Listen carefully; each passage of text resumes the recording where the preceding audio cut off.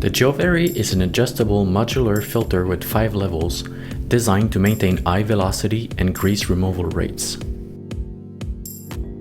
The levels are determined by the type of cooking equipment located beneath the filter.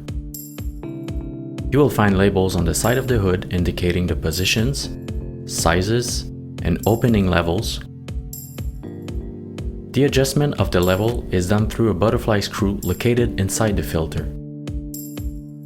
If there are no labels in the hood to identify the positions and opening of the Geo-Vary, you can refer to this list of cooking equipment and the recommended opening base on gas or electric cooking.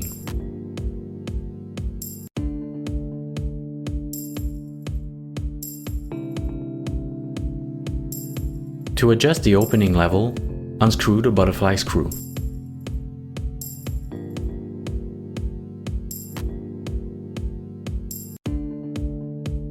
Then, adjust the guillotine to the determined level.